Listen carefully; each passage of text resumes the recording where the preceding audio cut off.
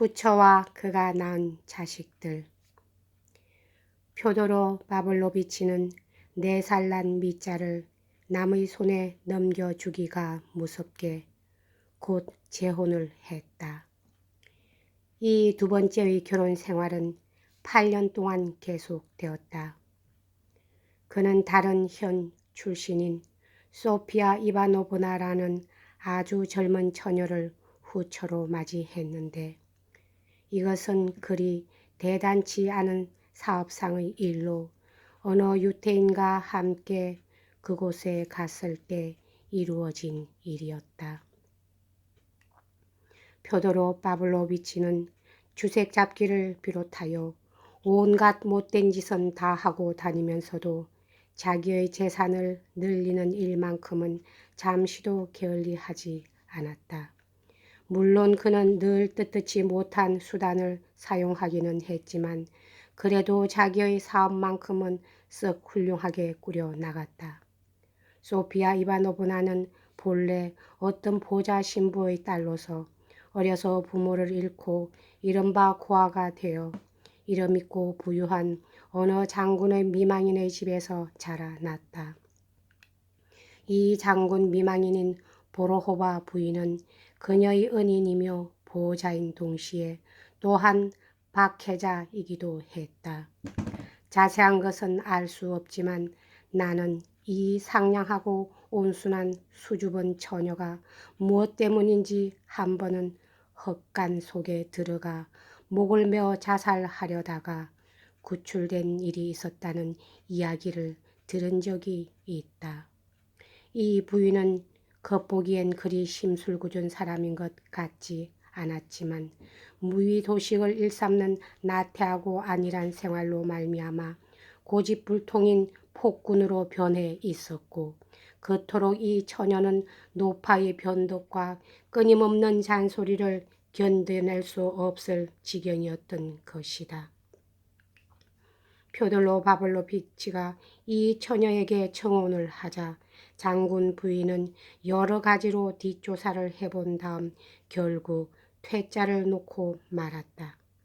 그러자 그는 굽히지 않고 먼저 번과 마찬가지로 이 처녀에게 함께 도망가 살자고 제의했다. 만일 소피아가 그의 행동 거지에 대해서 미리 조금만 더 자세히 알고 있었더라면 결코 이 사람을 쫓아 나설 생각은 하지 않았을 것이다. 그러나 표도로의 집은 다른 현에 있었고 더구나 자기 은인인 장군 부인의 집에 남기보다는 차라리 강물에 뛰어드는 편이 더 나으리라고 생각하고 있던 이 16살짜리 소녀가 이 험악한 세상을 도대체 어떻게 알 수 있었겠는가. 이 불쌍한 처녀는 단지 여자 은인을 남자 은인으로 바꾼데 지나지 않았던 것이다.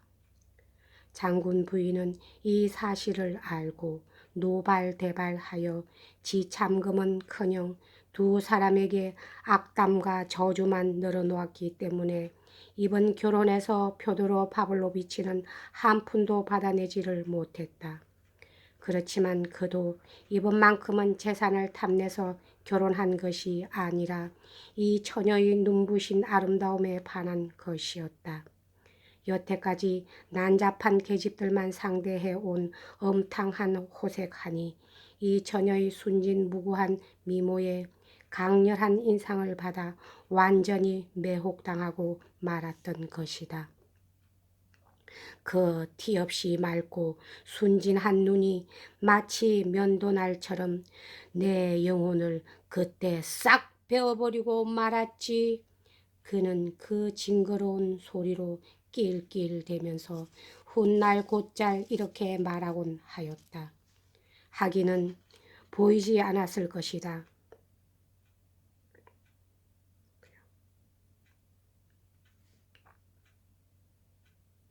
표블로 파브로비치는 그녀가 아무것도 가져온 것이 없었기 때문에 아내의 존재를 조금도 대수롭게 여기지 않았다. 즉 아내는 자기 앞에 죄인이며 자기는 구원자라는 생각에서 그녀의 수줍고 유순한 성격을 이용하여 그녀가 집 안에 있는데도 잡스러운 여자들을 잔뜩 불러들여 난잡한 술자리를 벌이곤 했으며 심지어는 부부간에 꼭 필요한 예의조차도 아예 무시해 버렸다. 여기에서 특히 언급할 것은 침울하고 고집이 센 이 집의 하인 그리고리가 전 마님인 아젤라이나 이바노보다는 미워했으면서도 이번에는 새 마님인 소피아의 편을 들어서 하인으로서는 온당치 않은 말투로 표도로 파블로비치에게 대어들었을 뿐 아니라 한 번은 집에서 난장판을 벌이고 있는 계집들을 강제로 쫓아낸 일도 있었다는 사실이다. 이러는 가운데 어려서부터 한 번도 길을 펴고 살아보지 못한 이 불행한 젊은 여인은 마침내 여자들이 잘 걸리는 일종의 신경병에 걸리고 말았다. 그것은 소리 지르는 병이라는 이름으로 농촌 아낙네들에게서 흔히 볼 수 있는데 이 병에 걸린 사람은 무서운 히스테리의 발작과 함께 때로는 기절까지 하는 수가 있다. 그래도 그녀는 표도로 파블로비치에게 이반과 알렉세이 이렇게 아들 둘을 낳아 주었다. 첫 애는 결혼하던 해에 낳았고 두 번째 애는 이보다 3년 뒤에 낳았다. 그녀가 죽었을 때 알렉세이는 겨우 4살이었는데 이상하게도 이것은 작자가 잘 아는 일이지만 그는 평생을 두고 자기 어머니를 기억하고 있었다. 물론 꿈속에서 보듯이 희미한 얼굴이기는 했지만 어머니가 죽은 후 두 아이는 이복형인 미자가 겪은 것과 똑같은 운명을 걷게 되었다. 그들 역시 아버지로부터 버림을 받아 완전히 잊혀진 채 하인 그리고리의 손에 넘어가 그의 집에 옮겨졌던 것이다. 어머니의 은인이며 보호자였던 고집장이 할머니 장군 부인이 이 아이들을 처음 발견한 것도 바로 이 하인 집에서였다. 부인은 이때까지도 아직 살아 있었는데 자기가 받은 모멸과 굴욕을 8년 동안 한시 한때도 잊지 않고 있었다. 지난 8년 동안 줄곧 소피아의 생활 상태에 대한 가장 정확한 정보를 입수하고 있던 부인은 소피아의 발병과 뒤죽박죽된 가정생활에 대해 알게 되자 그런 년은 좀 따끔한 맛을 봐야 해. 배은망덕도 유만분수지 천벌을 받은 거야 하고 자기 집 식객들에게 큰 소리로 2번, 3번 말했다고 한다. 소피아 이바노브나가 죽은 지 꼭 3달 후에 장군 부인은 불쑥 우리 읍내에 나타나더니 곧장 표도로 파블로비치네 집을 찾아갔다. 부인은 이 읍에서 겨우 반 시간을 머물렀을 뿐이지만 그동안에 무척 많은 일을 했다. 그것은 저녁 무렵에 일어난 일이었다. 지난 8년 동안 한 번도 만나지 않았던 표도로 파블로비치가 술이 벌겋게 오른 채 부인을 맞으려고 나왔다. 소문에 의하면 부인은 그를 보자마자 아무 말도 없이 다짜고짜 그의 뺨을 2차례 철썩철썩 후려갈긴 다음 머리카락을 움켜쥐고 서너 번 아래 위로 흔들어 주었다고 한다. 그런 다음 역시 말 한마디도 없이 곧장 2 아이가 있는 하인 집으로 향했다. 부인은 아이들이 얼굴도 씻겨주지 않아 꾀재재한 몰골에 더러운 옷을 입고 있는 것을 보자 잭과 그리고리의 따귀도 한 대 갈겨준 다음 2 아이를 자기 집으로 데리고 가겠다고 선언했다.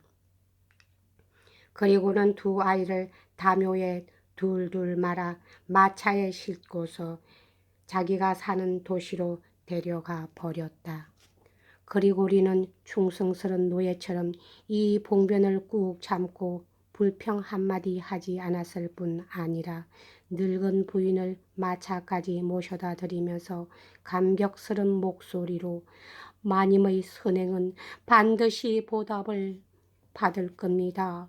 라고 말하고 공손히 허리 굽혀 절을 했다. 아무튼 자넨 멍텅구리야 하고 장군 부인은 떠나가는 마차 속에서 소리쳤다. 표도로 파블로비치는 여러모로 곰곰 생각한 끝에 오히려 잘 되었다고 생각하고서는 얼마 후 장군 부인으로부터 아이들의 양육에 관해 정식으로 교습이 오자 부인이 제시한 조건을 단 한 가지도 거절하지 않고 모두 들어주었다. 그리고 따귀를 얻어맞은 사건에 관해서는 자기 자신이 온 읍내를 돌아다니며 말을 퍼뜨렸다. 이런 일이 있고 나서 얼마 안 되어 장군 부인은 세상을 떠났는데 유언장에는 두 아이의 양육비조로 각각 1,000루블씩 주도록 하라고 적혀 있었다. 이 돈은 반드시 두 아이들을 위해서 쓰여져야 하며 이들이 성년이 될 때까지 부족하지 않도록 절약해서 써야 할 것이다. 왜냐하면 이 아이들에겐 이만큼의 돈이면 쓰고도 남을 테니까. 그렇지만 이들에게 돈을 뿌려줄 독지가가 있다면 그것은 마음대로 해도 좋을 것이다. 운운 하는 규절도 있었다.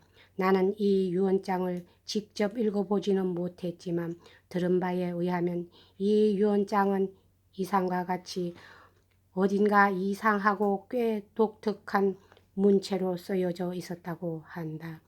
부인의 뜻과 재산을 주로 상속한 사람은 정직한 인간이라는 평을 듣고 있는 그 현의 귀족 회장 에핌 페트로비치 볼레노프였다. 그는 표도로 파블로비치와 몇 번 편지로 교섭해본 결과 이 사내에게서는 자식들의 양육비를 끌어낼 수 없다는 점을 곧 깨닫게 되었다. 그렇다고 해서 표도로가 노골적으로 거절한 적은 한 번도 없었지만 이런 경우에는 늘 하는 식으로 질질 끌기도 하고 때로는 우는 소리를 늘어놓기까지 했다. 그리하여 플레노프는 이 고아들을 직접 돌봐주게 되었는데 그 중에도 동생 쪽인 알렉세이를 특히 귀여워해서 한동안 자기 집에 데려다가 기르기까지 했다. 처음부터 나는 독자들이 이 사실에 주목해 주기를 바란다.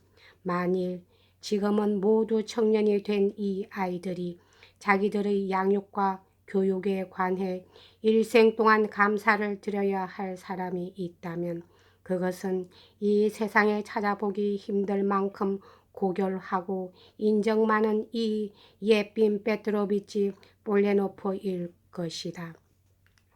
그는 장군 부인이 아이들 앞으로 각각 1,000루블리씩 남겨준 돈에는 손끝 하나 대지 않고 고스란히 저축해 두었었기 때문에 그들이 성년이 되었을 무렵에는 그 돈에 이자가 붙어서 거의 2배로 늘어나 있었다.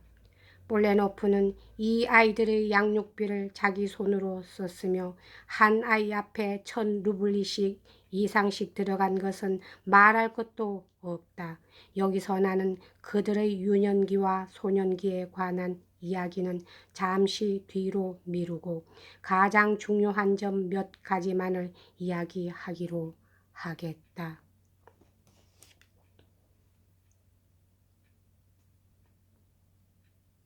다음 시간에 뵙겠습니다. 감사합니다.